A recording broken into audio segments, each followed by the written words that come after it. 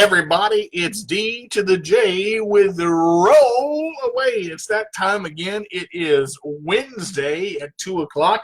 Today is the 14th. Happy August 14th to everybody.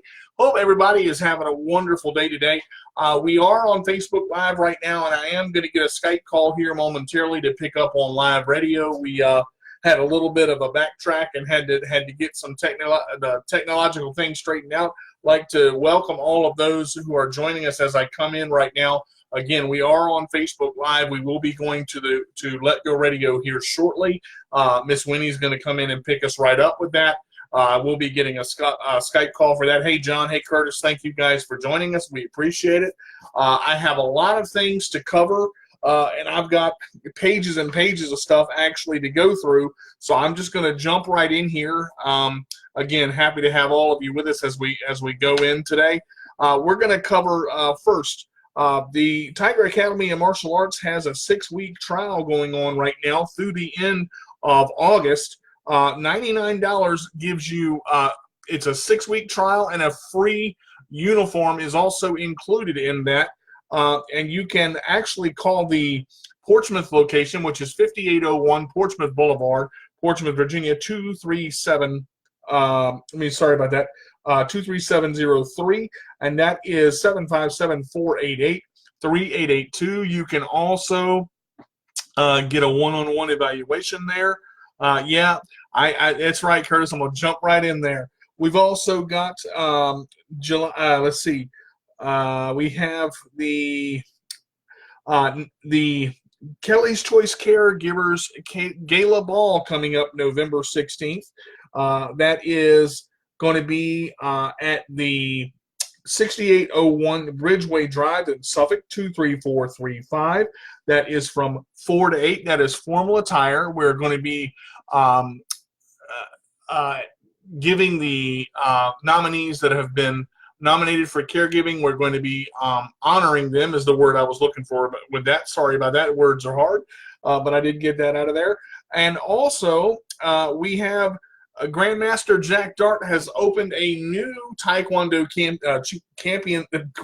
Taekwondo Champions location. Sorry about that. That is going to be that is open right now. It actually opened on August 5th. That was 1949 Lynn Haven Parkway in the Parkway Shopping Center. That's at the intersection of Lynn Haven and Princess Anne Road.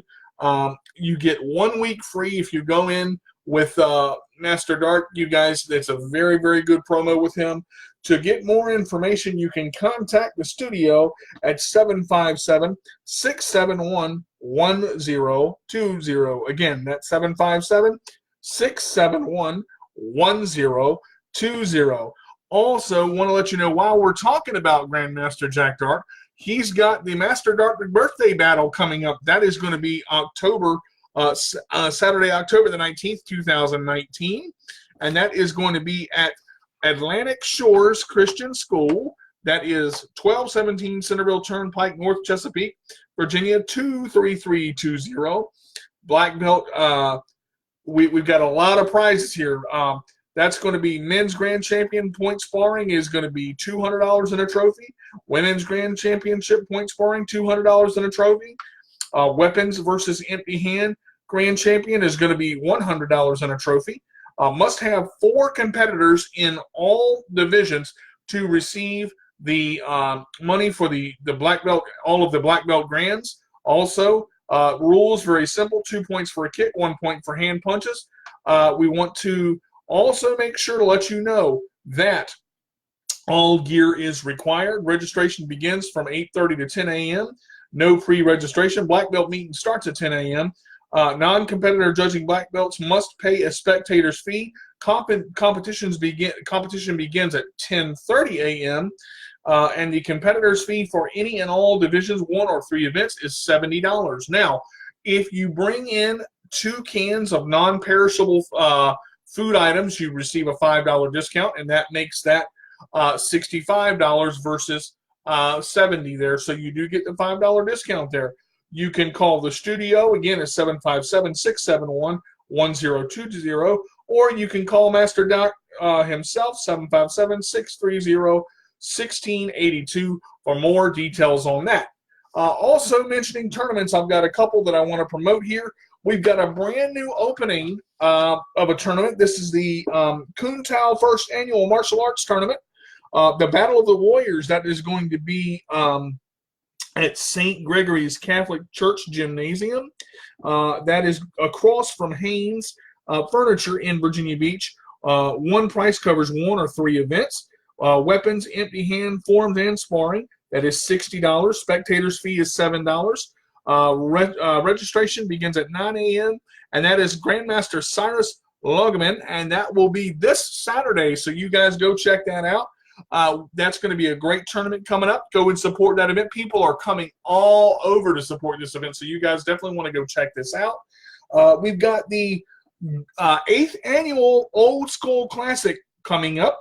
That is Saturday, September the 21st, 2019, and that is Lake Taylor High School. That is 1384 Kempsville Road, Norfolk, Virginia, 23502.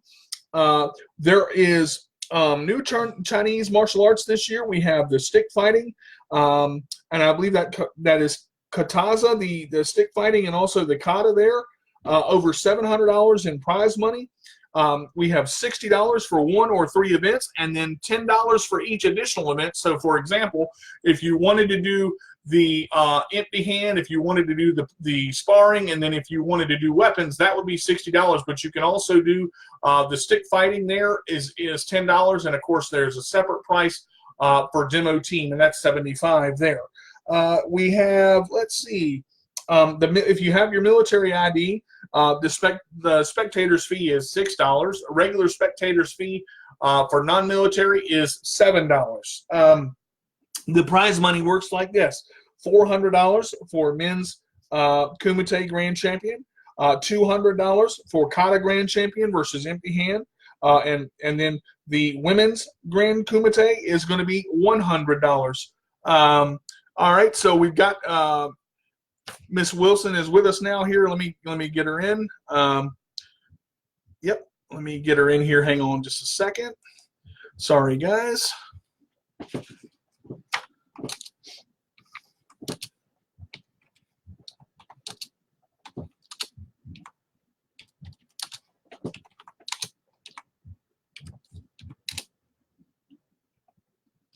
All right, so we're good here. All right, sorry about that. Had to make sure she was in. All right, and now let me go ahead and say the last thing here. Registration begins at 8:30. The black belt meeting begins at 9 a.m. and the tournament starts at 10 sharp. Each competitor, all competitive divisions must have 3 competitors in each division to begin with. Last thing I want to cover before we hit some sports. I said I had a lot to cover today. Thanks, guys, for joining in with me. I appreciate it. After Tiger Academy of Martial Arts does have the after-school pickup now, and that is going to be for Portsmouth and Chesapeake. You can call 757-488. Let's see. Give me just a second, guys. I'm getting a message from Miss Winnie here. Let me just check this.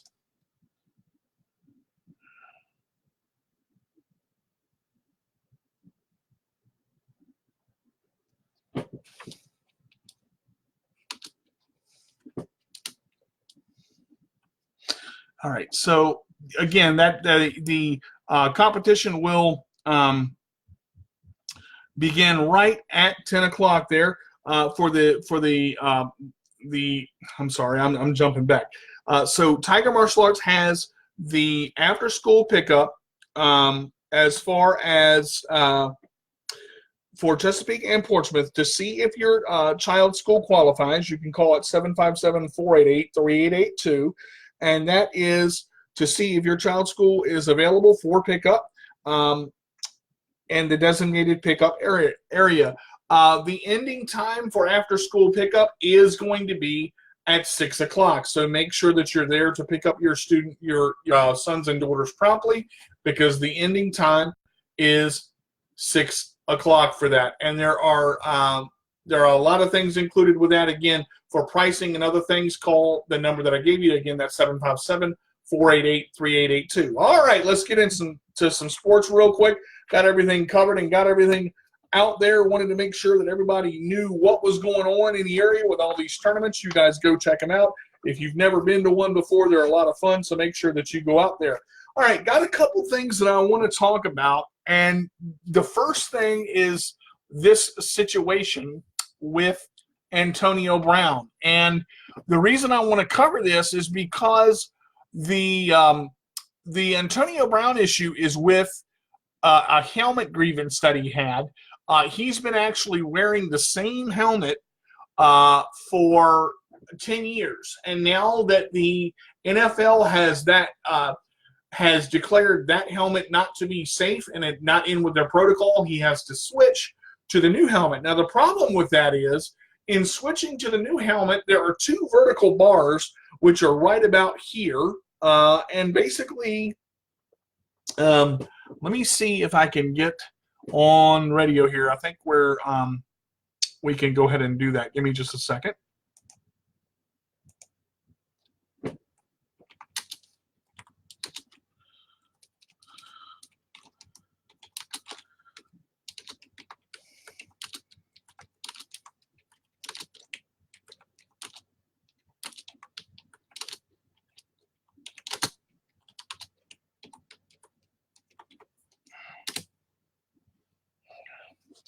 All right, so the two bars are basically right over and pairing with his vision. They're not right over his eyes, but when he's going on a crossing pattern or looking at a crossing pattern, trying to adjust his eyes and see where his receivers are going, he's actually having a little bit of trouble with that and has to get used to it. Now, Tom Brady was talking about the same issue with the helmet, and it looks like that he's actually having some problems as well. So we do see, that issue. And Tom Brady said that also he has, the same problem. He's got to get used to the route running and how, where he's going to be able to see, where he can't see, when he shifts his eyes, because a lot of the veteran quarterbacks, they're going to go, they're not going to hold their eyes in one spot and keep it right where it's going. I mean, you basically have, the issue there of saying either, all right, this works or this doesn't.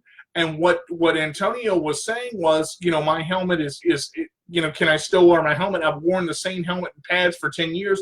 We're very used to it. Let me read just a little bit of this for you, talking about Antonio Brown. And again, we may have Miss Winnie to come in here in just a minute with a Skype call for Let Go Radio as well. We're waiting on that. So let me read this here.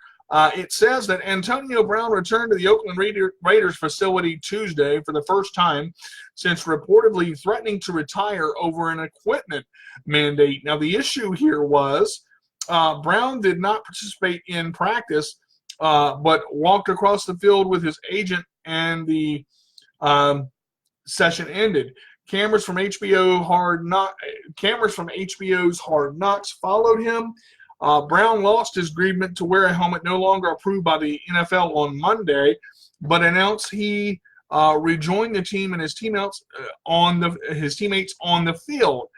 The All-Pro receiver has, I guess that's sparsely been seen with the Raiders training camp as he battles the league's helmet rule and the injuries to his feet. Now, he had frostbitten feet earlier, so he is also recovering from that. Players are prohibited from practicing or playing while wearing a helmet that is no longer certified by the National Operating Committee for Standards and Athletic Equipment. Brown preferred his helmet. It's 10 years old. It's a 10-year-old model, but a 10-year-old model, but he'd be allowed to wear the same helmet if he can find one that is less than 10 years old. Brown turned to social media to help him with his search for a newer version of his old helmet. So I'm guessing that we're still waiting on that.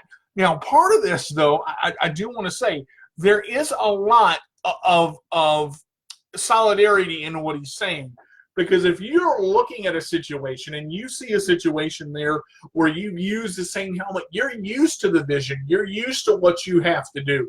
You don't have to think about, can I see this all the way through? Am I able to see properly what's going on? This is impeding my vision. And split, as of right now, in split-second timing in the NFL, I mean, that basically is an issue that, if you impede a wide receiver's vision, him breaking his routes is going to be different because he's got to be able to see the whole field. And if he's got two vertical bars right here where he's looking across the sides of the field and can't see, I can see where there's a grievance there. And apparently he's not the only player that has the grievance, but they're not filing a grievance in this. They're, just getting used to it. So we got a little bit to go on that, and we'll see what other drama develops with it. But I honestly think Antonio's got a definite grievance there, and I can see where he's coming from, especially with, his vision being impeded, or in the impeded vision as far as not being able to see properly. So you've got to look at it and say, what is the true cause? That hopefully he can find a helmet that is not 10 years old, that's a little bit, that has some less age on it, and can use a helmet that he needs that doesn't have the two bars there. All right, so let's go over, since we're talking about football, I do want to go to the preseason week 1. I want to go over some games for you guys that we had this past week. Carolina Panthers and Chicago Bears 23-13.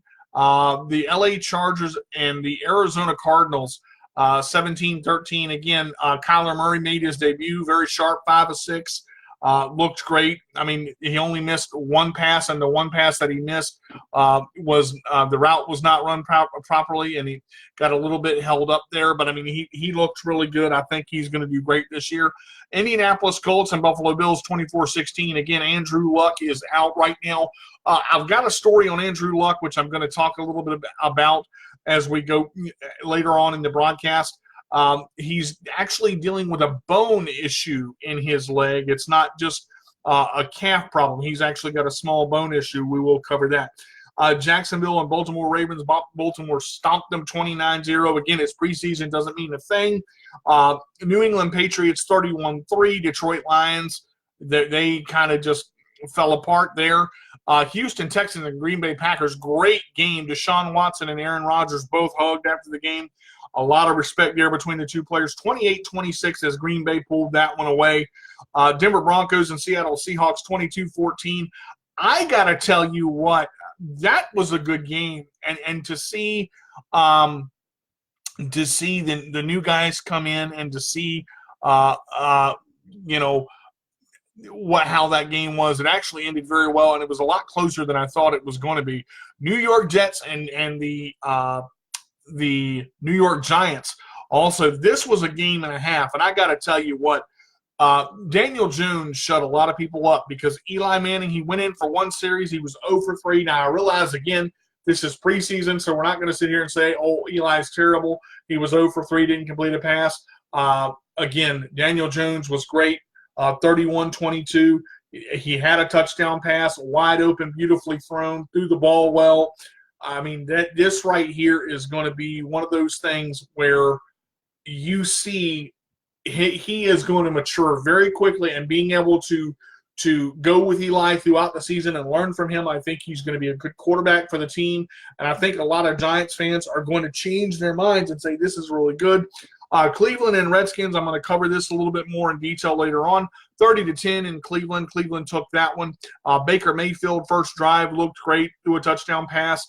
Case Keenum on his first drive to a touchdown pass as well to tie it up. Defense played well for Washington, but I will say in the late third quarter and early fourth with the interceptions by Dwayne Haskins, he threw 2 interceptions. He was 8 of 14 and 2 interceptions.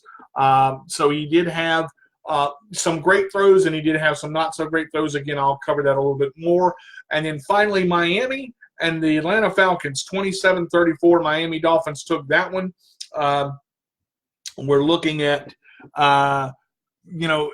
what's going to happen with Miami, and they're going to be a strong team this year. Buccaneers and Steelers, 30-28 as the Steelers edged that one out. Minnesota and the New Orleans Saints, Minnesota 34, Saints 25. Kirk Cousins looked good in that one as well. Cincinnati Bengals and the Kansas City Chiefs. Good Lord, Patrick Mahomes lit it up. I'm telling you, the kid knows how to slide and didn't take a hit on the goal line, got down, got that first down, and got down quick in that first drive. So that was 38-17 for that. Dallas Cowboys and the San Francisco 49ers. I got to tell you, Trevor Siemian, this young man, it is so nice to see him. I want to go into the stats of this one just a little bit and talk about it, because the quarterbacks that did so well. Let me get the stats pulled up here, and give me just a second. Sorry about that. Let me see. Let me go to. All right, what do we got? There we go. There's the stats. Sorry about that. I had to find the button. I lost the button for a second. All right, so Dak Prescott was 4 of 4, 23 yards. Cooper Rush, 16 of 26, 142. And again, Cooper Rush has got some talent. Mike White came in 9 of 20, 87 yards. He threw 3 interceptions. He was sacked 3 times. But again, that's a third-string quarterback, and you're going to see, the issue there. Now the running back, and here's where I want to talk about just a little bit. We've got with the Ezekiel Elliott situation. You look at Darius Jackson, 6 for 16. Jordan Chung is 2 for 5 yards. Mike Weber Jr. was 6 for 18. Tony Pollard, and here's the thing. He carried the ball 4 times for 16 yards, but Jerry Jones said, he's capable of carrying the load if he needs to. He's capable, of doing exactly what he needs to. He runs his routes well, and he also hits the hole as well. And Dak Prescott talked him up quite well. So let's take a look at the receivers table on Austin. 1 for 5 yards. Let's see. Devin Smith, 3 for 54. Darius Jackson, 1 for 5. Blake Jarwin, 4 for 51. Chung, 3 for 7. Schultz, 2 for 13. Javon Johnson, 3 for 30. Some great catches there. All right, we're going to move down to the San Francisco 49ers now, and I want to just talk a little bit about that as far as what they did. Now, here's where, and I'm sorry, it was Nick Mullins, not the other quarterback I said earlier. C.J. Beathard was 13 of 17 for 141 yards. He had an interception, 1 sack, and a passing touchdown. Nick Mullins, 11 of 17, 105, and a passing touchdown, 1 interception. I got to tell you, this kid looks good. He looks like a different quarterback to me. He was on the field well. He ran his routes well, got rid of the ball quick. Again, you've got Raheem Mostert was 3 for 8. You've got Spate he had -1 yardage there. Samuel, 1 for 14. Walter was 13 for 38. And then Brandon Wilds was 7 for 29. Receiving did really well. Mathis, 1 for 12. Brandon Wiles, 1 for 4. Ross, I can't pronounce the last name there, 1 for 21. We had quite a few. James Jr., 6 for 31. Mayfield, 2 for 12. Deebo Samuel, 2 for 61. And there were the other tight end, Caden Smith, did well, 1 for 17. Again, and Poindexter, the new receiver, 2 for 12. So a lot of things, went well in that game as far as what San Francisco is concerned. But you look at talent in just itself, and seeing a game like this, it just seems to me that with Jimmy Garoppolo, when he plays and everything gets well there, I think San Francisco is going to go on a good run. LA Rams and Oakland Raiders, 14-3 is the final. All right, so for week 2, I want to go over the week 2 matchups real quick that we've got coming up. And I know Carolina Panthers. Let's see. Oakland Raiders and Arizona Cardinals, I'm picking the Cardinals on that one. Jets and Falcons, picking the Falcons on that one. Washington Redskins and the Bengals, I'm picking the Bengals on that one by 10. Buffalo and Carolina, we're going to pick Buffalo on that one. Miami Dolphins and Tampa Bay, I'm going Miami. Cleveland and Indianapolis, I'm going Cleveland undefeated in the preseason. Kansas City and Pittsburgh, I'm going Kansas City by 3. Eagles and Jags, I'm going Eagles. Green Bay and Baltimore Ravens, I'm going to pick the Packers there. Chicago Bears and New York Giants, I'm going Giants there. New England Patriots and the Tennessee Titans, New England, of course. Detroit and Houston, I'm going to go Detroit, rebounding their win after their loss there. Seattle and Minnesota, I'm going Minnesota. New Orleans Saints and LA Chargers, I'm going the LA Chargers by 10. San Francisco 49ers and Denver Broncos, that is going to be a good one, and I'm going to say that San Francisco edges that one out by 3. So let's take a look at a couple things right now, and here's where you kind of have an issue. Hey, Ronald, thanks for joining us. I appreciate it. Thank you for coming in. I look at preseason, and everybody says that preseason doesn't mean a thing. And the problem with that, and here's where you get kind of the record may not. The wins and losses may not. As far as what you're looking at and as far as what you're seeing, you got to remember in the first game, a lot of people, especially with Washington, none of the starters really played. Case Keenum had 2 drives, but none of the big receivers played. Half the line was out for offense and defense. I mean, but I gotta say, defensively we looked pretty good. It was 17-10, or excuse me, it was 10-7 and then 17-10 for the majority of the second and third quarter. It didn't really break away till the end of the third quarter and into the fourth. So, I mean, defensively, once we gel and got a chance to get out there, there's a lot of young guys that are trying to make this team and getting reps that otherwise they're not going to get. In the game against Cincinnati, you're probably going to see a lot more of the starters, at least I would say a quarter in this game, or at least 3 or 4 series, to get, again, Donald Penn came in for Washington, but he had just been signed to their training camp that week, so he wanted to get his whistle wet to go in and make sure that he had everything under wraps. Now, the problem is with this and a lot of what's going on as we get into the show a little bit, and if you guys want to talk about this or comment on this, feel free, is remember the cuts now, the 90-man roster is going to stay 90 until the last preseason game of the season. So, I mean, you look at the cuts are not going to happen. So this is going to give these guys that are coming in and trying to get, more and more reps under their belt, this is going to give them more time to work. It's going to give them more time to go, to get more reps and to get more experience.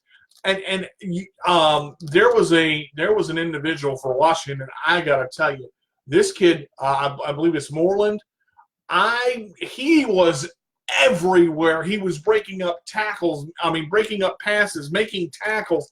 He was all over the field, a young rookie, and he is making a name. In that first game, he was the player of the game.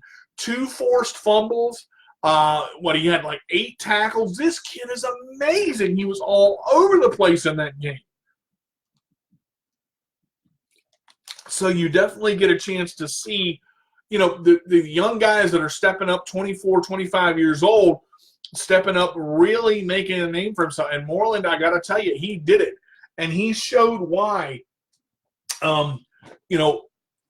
he is explosive, and he is an all-around player. He said in an interview that he's an all-around player and likes to be everywhere on the field, and that is the truth, and you get a chance to see that in that game against Cleveland. Now, I said this before at the start of last season when the Browns went 0-16 the season before, and then they won 7 games and almost made the playoffs, and had they not tied, they probably would have made the playoffs.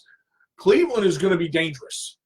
Cleveland has a well-rounded team. They look good on paper. They gel well. Again, this is preseason, so you're not going to get all of the playbook. You're not going to see all of that. I wanted to let you guys know. Be sure to tune in later on in these preseason games because Dwayne Haskins is going to get more and more reps. Now, here's the thing. I honestly think Case Keenum is going to be the starter because I don't think Dwayne is ready yet. He's still picking things up. He's still learning. There was an email that was sent in to Redskins Nation the other day where a fan asked, what is the purpose of sitting accomplish? Here's the thing. He said that it accomplishes nothing. Let me explain something real quick. Sitting a quarterback that is a rookie and having him learn under a veteran or several veterans on the team gives him a chance to see the field with different eyes and learn the plays with different eyes because he is going to learn from who's out there. And yes, I understand that reps are going to make you better. I do agree with that. But also, if it's not happening and it's not connecting, they've got to make a decision with what is best for the team. And I think right now, sitting Dwayne Haskins is going to be best for the team because he needs to learn it and get it under his thumb to where he understands. He's got to know how to throw not off of his back foot, but to push off of his back foot. In the two throws that he threw, one of the routes was ran wrong. That wasn't his fault. I understand that. But another one, he pushed off of it. He did not push off of his back foot. He got up on his toes and kind of tried to just force it in there. You cannot force a ball in there when a person is in double coverage. You got to watch that, and you got to know if he would have waited and saw one of the receivers was wide open running down the field on one of the interceptions he threw. If he would have given it a chance to develop and waited just a little bit, that would have been a touchdown because he was wide open and nobody was around him. Now, the same thing happens here, and you got to take a look because this is with any team. It doesn't matter who is back there at quarterback. If your offensive line cannot block, if your offensive line cannot give you time to throw the ball and release the ball properly to where you've got pressure in your face all the time and you're having to move out of the pocket and the pocket is breaking down, that's an offensive line problem. That was something the fan also said in his email. He sent a long email to Larry Michael there, so I do understand that. But the problem that you run into is you've got to make sure that your starters gel. The Trent Williams situation, I do want to talk a little bit about that. The Redskins apparently have no intention of trading Trent Williams. They're trying to – I don't know if they're trying to mend fences. I don't know if things are going to be mended by the start of the season. Personally, I would say, look, he's 31. I think he's still good. I think he still can play, but he's been hurt a lot. He's missed a lot of games, and I mean, he's got a lot of wear and tear. So I would say trade him and get what you can get for him. I want to go over just a couple more stories real quick. This one kind of bothered me just a little bit. Now, the Dallas Cowboys, Dak Prescott, is asking for $40 million. The Cowboys gave him an offer of $30 million, and he turned it down.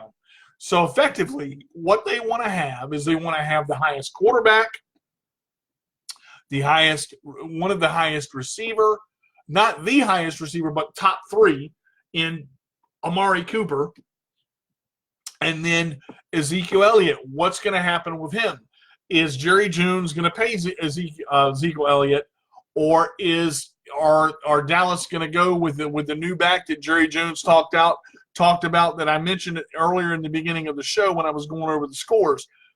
You have got to look when you pay three players in excess of $60 million, and that's what they're going to end up doing, because if Prescott wants 40 and he gets in the range of 35, here's the thing. Prescott has not won a Super Bowl. He has gotten to the playoffs, and he had a dynamic first year. I'm not saying his first year wasn't good, but is he worth $40 million? No. That means he's above Aaron Rodgers. That means he's above Tom Brady. That means he's above Ben Roethlisberger, Matt Ryan. Come on, man. You haven't even won a Super Bowl yet. Good God. Give yourself a little bit of time to develop and learn what you're doing, because you've got to see exactly where you're at. And the problem is you run into that, and it's going to be the type of thing where you say, okay, I want 40 million, even if he gets 32. I have got to ask myself, here's the problem. For every football player that gets paid these enormous amounts of money, for every football player that does in their position, whether it's receiver, running back, quarterback, whatever, the next quarterback that comes in is going to want that kind of money because they're going to want to prove that they're that good. And it's just going to keep going up and up and up, and the cap's going to be restructured next year because the players' union has to do all that. We got to figure out what's going to happen with football next year to see, how everything is restructured. We've got things that have happened. Now, I do want to mention something I like with preseason, and I got a chance to see this. The ability to challenge a offensive and defensive pass interference and to challenge a penalty. Now, I want to mention one thing about lowering the helmet. We have mentioned helmet-to-helmet contact before, and I believe in protecting players. I think that you should. I think that's a smart idea, and I think the NFL is making the right decisions in protecting the players the best way they can. Now, in the situation in the Seattle game, let me mention this. I do not remember the receiver because I would have to pull up the play, and I can't do it right now.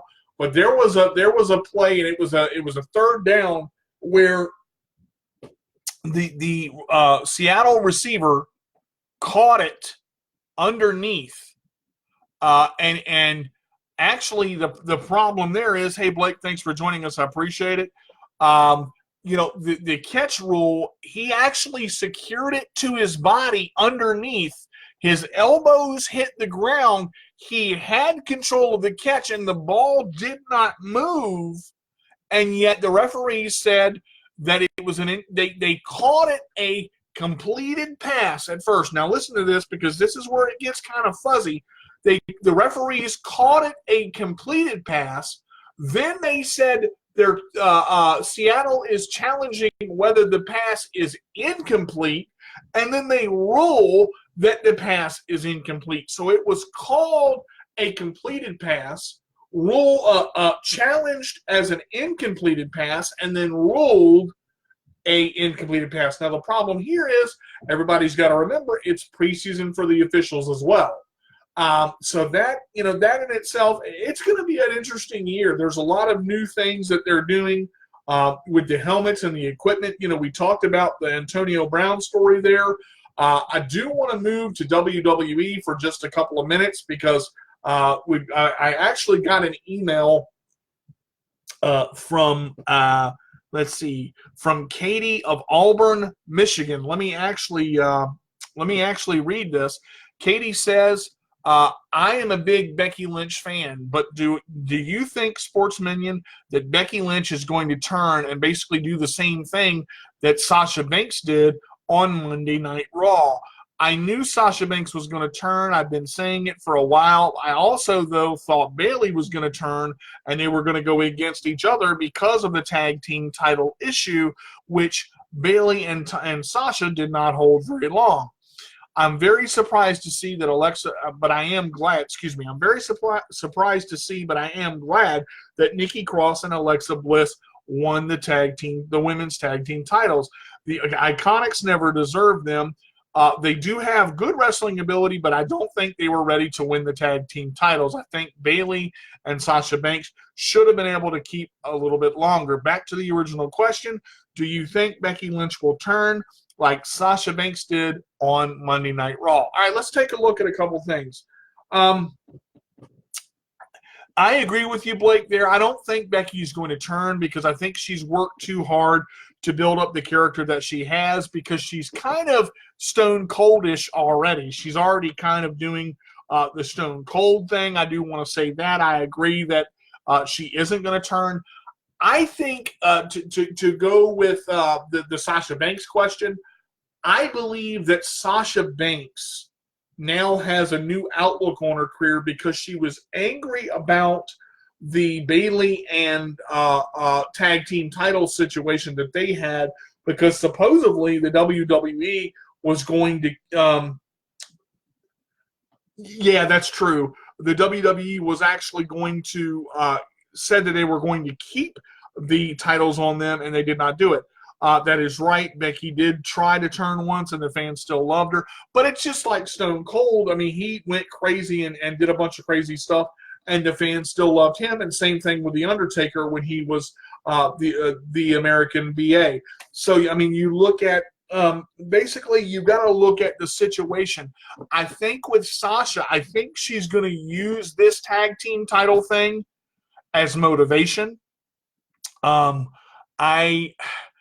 waiting to see, to hear if Ronda Rousey's going to come back at all, because I know right now she wants to start a family. I don't know if that has happened yet.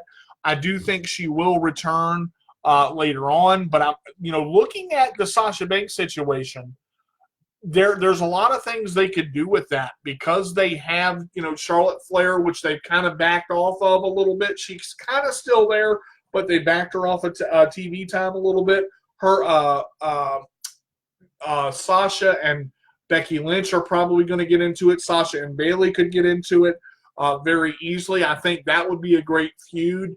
I like the Kabuki Warriors also. I just want to mention, I think that they should have won the titles. I think that they need to have them for a little bit, because I think their team chemistry is very good. I do want to mention, and I've got one more thing in your email. There's another part down here that I did not read.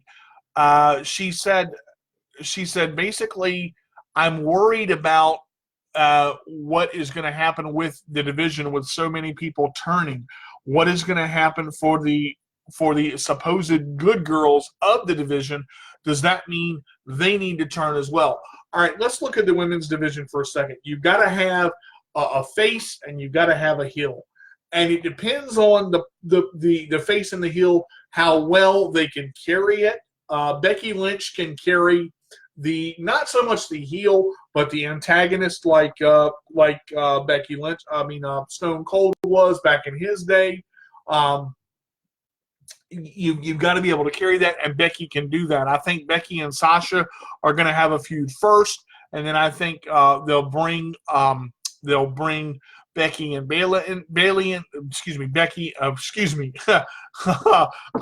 Sasha and Bailey into it. Gosh, words are hard.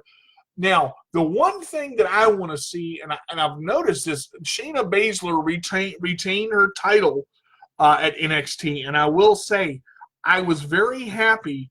Let's see. Let me read this last comment from Blake here.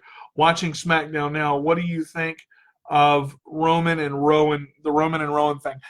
I want to comment on that. Let me finish this last thought. I think that eventually it will go to Sasha and Bailey, and I think they will also use that for the championship to get Sasha to have it. But I don't know if she will carry it, because she had the problem of defending it, and that's the whole issue there. All right, the Roman Reigns and the Eric Rowan thing. Let's talk about this for a minute. That's a good question, Blake. I don't really like it, because I don't think it is Rowan. I don't think Rowan can carry the bad guy very well, because he doesn't talk much, and he's not really. He's smart, but he's not good on the mic. I think Daniel Bryan did it, and I think later on they're gonna pull that out in saying that Daniel Bryan did it. I think that's going to come to fruition here a little bit later. I think they're building it for WrestleMania. I think that's something they're going to use. But I do think eventually they're going to show that it was Daniel Bryan, because Rowan right now I think is taking the fall. Now, the fact that Buddy Murphy stuck his nose where it didn't belong, he got beat up by Roman Reigns. He got beat up by Eric Rowan. So he got beat up by both of them. But to go through all of this and to make sure that you've got to look at where the storyline is, because at first they had a lot of people had said Samoa Joe. Now, to me, Samoa Joe had a sudden turn. He was bad, bad, bad, bad, bad, bad. I'm going to kill Roman Reigns. How can you sit there and say this? How can you do this? How can you say it was me? And then all of a sudden, Samoa Joe just turns around and goes, oh, Roman, are you okay? Get a medic out here. All of a sudden, Samoa Joe's good now. He wants to make sure Roman's okay. And I think that happened a little bit too quick. I think they could have played it out a little bit more with Samoa Joe. But I honestly think that Daniel Bryan did it. I think they'll bring that to fruition a little bit later. I like it. I think it's a good storyline, but I don't think Eric Rowan did it. Just to answer your question there, Blake. One thing I'm going to say, I do like the short run that Brock Lesnar had. Now let me comment on this. For a long time, I think that Brock Lesnar shouldn't have had a title. He had the title way too long the first time. He didn't show up to Raw. He didn't fight. He didn't do a lot of things. He was more animated this title run. He showed up a lot more this title run. He fought a lot more this title run. I think that Brock Lesnar did a better job this time in the way he lost the title, in the way they built the match with Roman getting hurt. I think that was a great thing. And I'm going to go back to the women for just a minute. Alexa Bliss is probably one of the most talented actors in WWE history. The other day on Monday Night Raw, I think it was last week, when she fake played off her ankle, when she fake played off rolling her ankle, she did it so well that when she sat down with the trainer and the trainer asked her what was wrong, she cried and said, "My ankle." The only one that saw the difference was Emily. And then when she sat down with the trainer, Emily said, "Oh no, is she really hurt?" So she's so good at faking injuries, and she's done this so many times. I wonder if they're going to keep doing that with her, because she also has the ability to pop her elbow out of place. And that, to me, Alexa Bliss has a lot of talent. But, the funny part about it, and I want to mention this, I actually got a chance to watch Kofi Kingston, his 24. Let me say this. Kofi Kingston is one of the greatest superstars that WWE has. Not only in promotional status with what he does for the company, but Kofi Kingston can play either or. Kofi Kingston can play bad. Kofi Kingston can play good, and he can do both. He has been on a roll, and he's had the WWE the title for over I want to say 141 days, 151 days, something like that. It is amazing to see that he went back to Ghana. He told the story of the Jamaican accent that he came up with when he first came into WWE. I actually always thought that was WWE's idea, but Marshall and I were watching 24 last night after SummerSlam.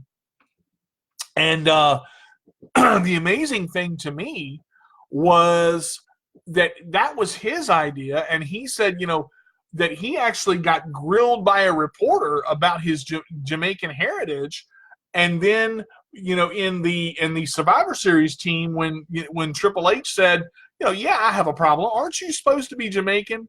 They kind of dropped it immediately, and he said this. He said, I was able to be myself, and I found that to be a great thing. I think overall SummerSlam was a great event. I think SummerSlam went well. I think they did it well. I was very surprised that the Iconics and the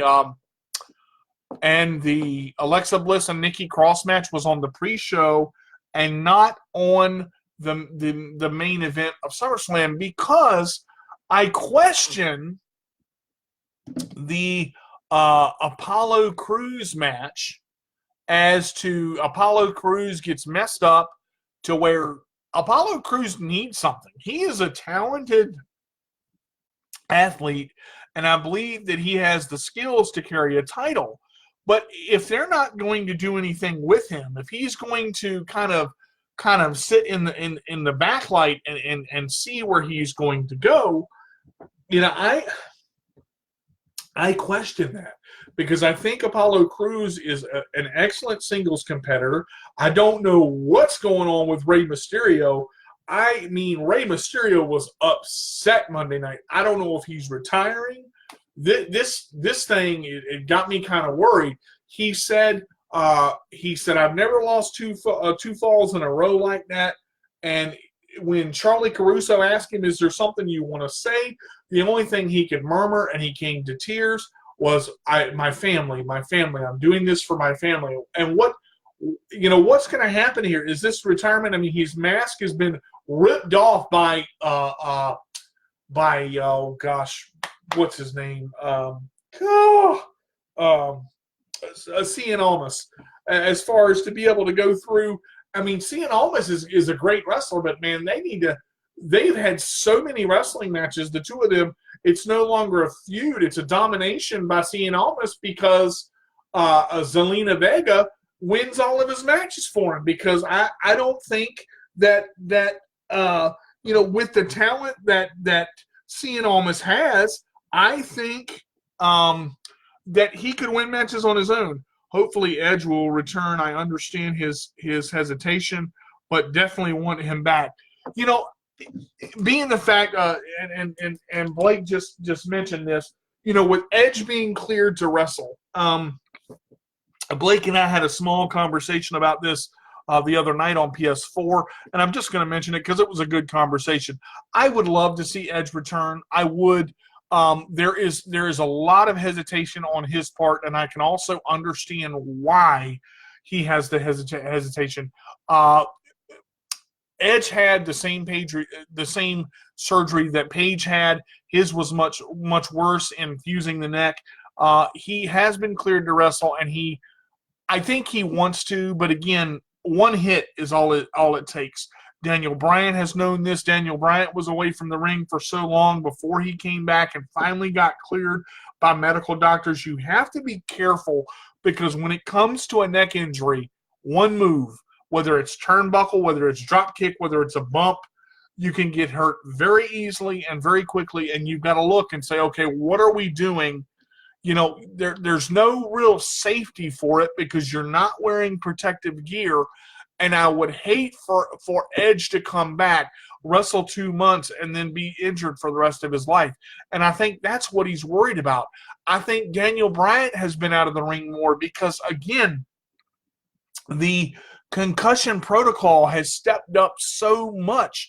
Alexa Bliss was in and out of the ring over a year with concussions, or for the better part of a year with concussions, because of the problems that she had. And if Edge comes back, I think the fans are going to love it. But you've got to look and say, okay, how much time does he really have, and can he give it his all? He did give a great spear to Elias. I'll tell you that. He speared the ever-loving bejesus out of him. I'll tell you that. And I was happy to see it. But my only question